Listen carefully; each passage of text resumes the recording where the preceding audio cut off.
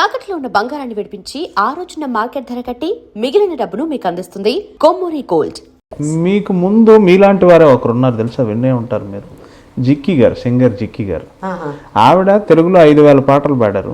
అయినా కానీ ఆవిడకి తెలుగు చదవటం రాయటం రాదు. పాడే ముందు ఎవరన్నా వచ్చి ఆవిడకి డిక్టేట్ చేస్తే కీప్ లిజనింగ్ అనమాట, విని విని విని విని వెళ్ళి మైక్ ముందు పాడేసేవాడు. సేమ్ మీలాంటి కేసే, ఇదే కండిషన్ అని చెప్తున్నారు. 72 తర్వాత మీ కెరియర్ గ్రాఫ్ వికీపీడియా చూస్తూ ఉంటే 79 వరకు తెలుగు తమిళ సినిమాలు సమానంగా ఉన్నాయి. మరి ఎందువల్ల గ్యాప్ తెలియదు కానీ 79 నుంచి 91 వరకు తమిళ సినిమాలు లేవు. 80వ దశకం మొత్తం తెలుగు సినిమాలు ఉన్నాయి. ఆరంభంలో రెండు సమానంగా ఉన్న పరిస్థితి, ఏమి గ్యాప్ ఎందుకు వచ్చింది 80 తర్వాత? అంటే ఏం లేదండి, తెలుగులో నేను జ్యోతి సినిమా తర్వాత చాలా ఫేమస్ అయిపోయాను. సో ఒక హీరోయిన్, ఒక new heroine, star is born అని అంటారు ఆ స్టైల్లో. అంటే వాళ్ళకి తెలుగులో కొత్తగా ఉన్నది ఏంటి, ఒక 17 yearsగా ఏజ్ అమ్మాయి వచ్చి సడన్గా కదా, ఒక న్యాచురల్గా, తర్వాత మేకప్ పెద్ద ఎక్కువ లేకుండా. సో అప్పుడు ఒక స్టైల్ ఆఫ్ మూవీస్ ఉన్నింది. సో సడన్గా ఎవరో ఈ అమ్మాయి అని ఒక అందరికీ ఒక కొత్తగా ఒక న్యూ డైమెన్షన్లో ఒక గర్ల్ కనిపించగానే పిక్చర్స్ ఎక్కువ అయిపోయింది. ఇప్పుడు నేను జ్యోతి చేసేటప్పుడు బాగా బిజీగా హీరోయిన్గా ఉన్నప్పుడు కూడా రాఘవేంద్రరావు కోసం మళ్ళీ సినిమా అదేంటి మన అడవిరాముడు చేశాను. నేను యాక్చువల్గా దాంట్లో జయప్రద హీరోయిన్. ఇప్పుడు నేను ఆ టాప్ హీరోయిన్గా ఉన్నప్పుడు నేను చేయాల్సిన అవసరం లేదు కదా ఆ సెకండ్ క్యారెక్టర్ అడవిరాముడులో. సో అది లాస్ట్లో, సో జయప్రదకి ఎక్కువ సాంగ్స్ ఉంటాయి. సో ఇట్లాంటి సినిమాలు అనమాట వరుసగా. ఇలా ఒక సినిమా మీద ఒక సినిమా వచ్చేసరికి ఇంకా తమిళ పిక్చర్లు ఏంటంటే తెలుగు సినిమా తమిళకి ఏం డిఫరెన్స్ అంటే, తెలుగులో మనం డేట్లు ఇచ్చామంటే అది కరెక్ట్గా పాటిస్తారు. ఓకే, తమిళ్లో అది ఉండదు, మిస్ అయిపోతుంది. వాళ్ళు ఇచ్చిన డేట్లు యూస్ చేయరు, మిస్ చేస్తారు. అట్లా అన్నప్పుడు తెలుగు సినిమాలకి ప్రాబ్లం వస్తుంది. రజనీకాంత్ ఫేమస్ అయిన తర్వాత రజనీకాంత్ తెలుగులో ధర్మాత్ముడు అని ఒక సినిమా చేశాను నేను, కృష్ణరాజు గారు. నాకు అది second Nandi award best actress వచ్చింది ఆ ధర్మాత్ముడు సినిమా. ఆ సినిమా నల్లవన్ అని తమిళ్లో రజనీకాంత్ గారు అప్పుడే టాప్ దీంట్లో ఉన్నాడు. ఏమేమి వాళ్ళు తీస్తే నేను చేయమంటే కూడా నేను చేయలేకపోయాను. ఎందుకంటే ఆ టైంలో మళ్ళీ ఇక్కడ రామారావు గారి సినిమా ఏదో షూటింగ్. సో రజనీ పక్కన కూడా నేను సినిమాలు మానుకోవాల్సిన పరిస్థితి, only because of date problems. మళ్ళీ అవకాశం రాలేదు రజనీతో? వచ్చింది, చేయలేను అన్న, మళ్ళీ రాలే అవకాశం. తర్వాత 15-20 ఏళ్ళు ఫస్ట్ సినిమా రజనీ నాకు ఫాదర్ కదా, అపూర్వ రాగంగడు. అవును, రజనీకాంత్ డెబ్యూ ఫిలిం నాకు ఫాదర్గా చేశాడు అపూర్వ రాగంగడు.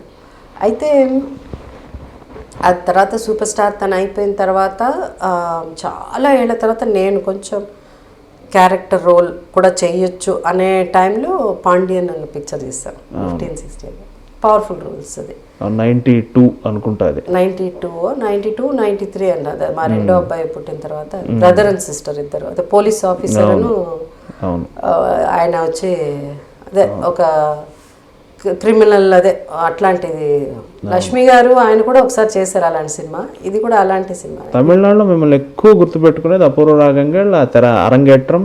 అవును, ఆ బాలచంద్ర గారి పిక్చర్లే వరుసగా అరంగేట్రం, సొల్లత్తాన్ నిனைக்கிறேன், నవనిల్లై, ఇంకా లిస్ట్ ఉంది. ఒక వెள்ளிக்கிழமை విరదం అంతా తమిళ సినిమాలన్నీ.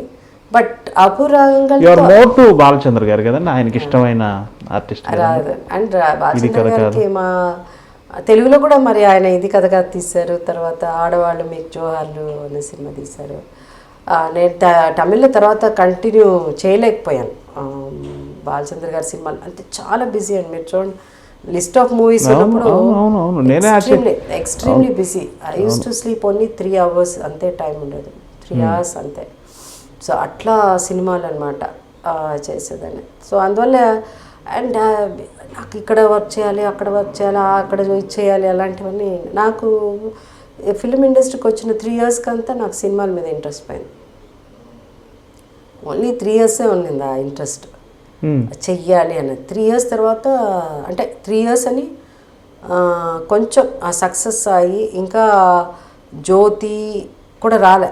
జ్యోతి వచ్చే లోపల ఈ మన నోమని సినిమా అని తమిళ సినిమాలు ఇప్పుడు అరంగేట్రం సొల్లుతానేనికరి ఇవన్నీ క్యారెక్టర్స్ కదా, చిన్న పిల్ల నేను దానికి తగినట్టు క్యారెక్టర్లు అప్పటికే ఇంట్రెస్ట్ పోయింది. అంటే ఓవరాల్ అంత పని చేయడం నాకు ఇష్టం లేదు. నాకు ఆ స్పేస్ ఆడుతూ ఆ స్పేస్ లేకపోతే నాకు ఓవర్లోడ్ అయిపోయి నాకు అసలు వద్దే సినిమాలు అన్న పొజిషన్ అనమాట. సో అలాంటప్పుడు తెలుగు సినిమాల్లో బాగా సక్సెస్ అయ్యాక మళ్ళీ తమిళ సినిమాలు చేసి ఇక్కడ అక్కడ డేట్లు అది ఇది ఒక 2-3 సార్లు డేట్లు ఒకే డేట్లు 2-3 ఒకరికే ఇవ్వడం వల్ల పెద్ద పెద్ద గొడవ అయ్యేది. అలా అరిచేవాళ్ళు. నేను కూడా మనకు అవసరం ఇవన్నీ ఎందుకని తెలుగు. ఎవరు మీ తరపున అప్పుడు మేనేజ్ చేశారండి? మా నాన్నగారు అండి, మై ఫాదర్.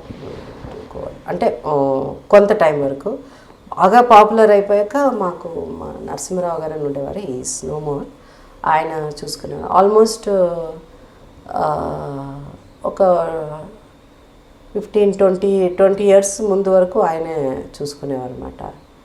సో ఇప్పుడు తర్వాత మానేశారు ఆయన. తర్వాత నేనే చూసుకోవడం, ఆయన మానేసిన తర్వాత నేనే ఆ డేట్స్ చూసుకునేదాన్ని. అప్పుడు వాణిశ్రీ గారు ఓ నవల రాశారు స్టార్ డస్ట్ అని. ఆ నవలలో ప్రధాన పాత్ర ఏంటంటే ఒక హీరోయిన్ జీవితంలో ఉండే కష్టాలు, ఈ స్టార్ హీరోయిన్ వెనక ఉండే కష్టాలు, ఆ స్టార్ హీరోయిన్ స్టేటస్ని చుట్టూతా ఉన్న వాళ్ళు ఎలా అడ్వాంటేజ్గా తీసుకుంటారు, ఆ స్టార్ హీరోయిన్కి ఎంత అలసట ఉంటుంది, ఇట్లాంటివన్నీ చెప్పారు. అంటే అది చూసి నాకు ఒక అభిప్రాయం ఏర్పడింది. స్టార్ హీరోయిన్గా అది మెయింటైన్ చేసే క్రమంలో చాలా ఇబ్బందులు పడాలని. అది మీరేమంటారు? అంటే ఒక స్టార్ హీరోయిన్గా మీరు చాలా రోజులు ఉన్నారు, అంటే స్టార్ హీరోయిన్ టైంకి తినలేకపోవటం ఇట్లాంటి బాధలు కూడా ఉంటాయి. ఉంటుందండి. అంటే మెయిన్ థింగ్ ఏంటంటే డైట్ మెయిన్, టైం తినలేకపోవడం అలా అంతా లేదు. అంటే ఇప్పుడు నేను వచ్చి ఏంటంటే అండి 1 o'clock అంటే 1 o'clock తింటాను నేను. వాళ్ళు బ్రేక్ ఇచ్చినా ఇవ్వకపోయినా ఆ టైంలో తినేస్తాను. డైటింగ్ అన్నది ఆ రోజుల్లో ఎక్కువ ఉండేది. నేను కూడా 3 shifts పనిచేశాను. 3 shifts పనిచేసినా కూడా అదేంటి మెయిన్ థింగ్ ఏంటంటే ఆ సక్సెస్ ఉన్నప్పుడు ఏంటంటే నిద్ర. Then you can't meet your friends. అదే నేను అంటుంది, you can't meet your friends. సినిమాకి వెళ్ళాము, ఎక్కడ ఏదన్నా సరదాగా ఇదని ఇలాంటివన్నీ. మీ ఏజ్ పిల్లలు చేసే పనులు మీరు చేయలేరు కదా, చేయలేరు. సరదాగా వెళ్ళి ఒక ఐస్ క్రీమ్ తినాలంటే తినలేరు. ఇట్లాంటి రకరకాల ఆవిడ ఆ నవలలో ఆశాలత అని ఒక క్యారెక్టర్ని పెట్టారు. ఆ క్యారెక్టర్ ద్వారా ఆ బాధలని చెప్పారు. నాకేమనిపించింది అంటే ఆవిడ బాధలే ఆవిడ అలా చెప్పారేమో అని నాకు అనిపించింది, పర్సనల్ ఒపీనియన్.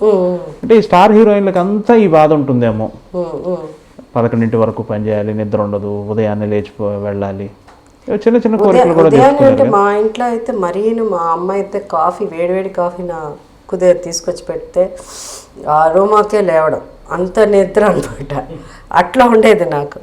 సో అవన్నీ ఉండేదండి. వీళ్ళు ఆ చైల్డ్హుడ్లో you lose lot of the best. మీ చైల్డ్హుడ్ మిస్ అయ్యారా? పైగా నేను మరీ అల్లరి పిల్లర్గా ఉండేదాన్ని కాబట్టి ఎక్కువ మిస్ అయ్యేదాన్ని. అంటే నేను నాకు ఈ 8, 9, 10 years ఇలాంటి టైం 12th year కంప్లీట్ అయ్యాక సినిమాకి వచ్చాను. ఆ టైంలో నేను పెద్దదాన్ని, నా తర్వాత ఇంకొక అమ్మాయి ఉండేది నాకంటే చిన్నగా ఫ్యామిలీగా ఫ్రెండ్స్ చెప్తున్నా. దాని తర్వాత అంత చిన్న పిల్లలు నరుగులు కుర్రాళ్ళు. అదే నేను ఎట్లా ఏదో సినిమా కూడా ఉందట. నేను ఎప్పుడు ఏంటంటే ఇలా వాళ్ళని వేసుకుని తిరగడం, చెట్లు ఎక్కడం, ఆ బీచ్కి